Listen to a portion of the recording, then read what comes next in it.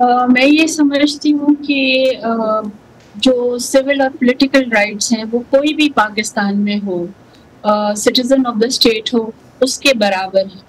اگر آپ religious minorities کو، ایتھنک مائنورٹیز کو آپ سول اور پولیٹیکل رائٹس برابر کے دے دیتے ہیں تو پھر پولیٹیشینس کے لیے وہ زیادہ امپورٹنٹ ہو جاتا ہے کہ وہ ان مائنورٹیز میں بھی کیمپین کریں اور اس کو جو ہے نا ون بیک ان کمیونٹیز کو اپنی طرف کرنے کی کوشش کریں۔ مگر اس وقت there is a duality in the constitution of Pakistan, جو بھی خاتون یا مرد کسی ریلیجیس مائنورٹی سے بلانگ کرتا ہے وہ ہیڈ آف دا اسٹیٹ نہیں ہو سکتا۔ یہ جو ڈویلٹی ہے کہ ایک طرف آپ کہہ رہے ہیں کہ every one has equal rights اور دوسری طرف آپ کہہ رہے ہیں کہ ہیڈ آف دا اسٹیٹ جو ہے وہ صرف ایک مسلم ہو سکتا ہے۔ یہ تو شاید بہت دور کی آپ سمجھتی ہیں کہ اس کا، کیونکہ بہت براڈر بات ہے، ابھی تو ہم جو نیرو ڈاؤن کر کے جن چیزوں کو ڈسکس کر رہے ہیں اس کا کیا کنیکٹ کیسے کریں گی آپ اس کو؟ میں اس کو اس طرح سے کنیکٹ کرتی ہوں کہ جب پولیٹیشینس کو یہ اندازہ ہوگا کہ جو ڈفرینٹ ریلیجیس مائنورٹی کے پولیٹیشینس ہیں وہ بھی ہیڈ آف دا اسٹیٹ بن سکتے ہیں، تو وہ ان کا ایک آٹومیٹک اسٹیٹس جو ہے وہ ایلیویٹ ہوگا۔ سو بیسیکلی آپ کو لگتا ہے کہ اتھارٹی کی وجہ سے جو ہے اتھارٹی ان کو نہیں مل سکتی اس کانٹیکسٹ میں، اس طرح سے ان کو رسپیکٹ بھی ملتی ہے، ان کے پاس ایک پولیٹیکل کلاؤٹ بھی آتا ہے۔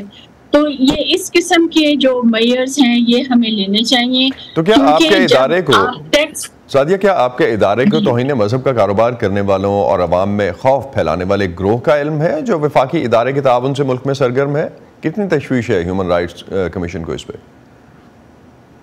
Human rights commission of Pakistan تو متعدد بار کنڈیم کر چکا ہوا ہے۔ آج کیا کہتے ہیں جڑا والا کا جو انسیڈنٹ 1 سال پہلے ہوا تھا اس پہ ہم نے باقاعدہ اپنی فیکٹ فائنڈنگ ٹیم بھیجی تھی اور اس کے بعد ہم نے رپورٹ بھی شائع کی، ہم نے پریس ریلیز بھی کی۔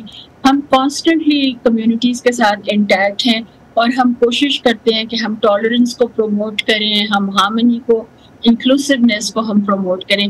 ہماری مسلسل یہ کوشش ہوتی ہے کہ جو ایک آپس میں ایک ٹرینکول طریقے سے اور رول آف لا جو ہے اس کو اپہولڈ کر کے جو بھی بات کی جائے وہ کی جائے۔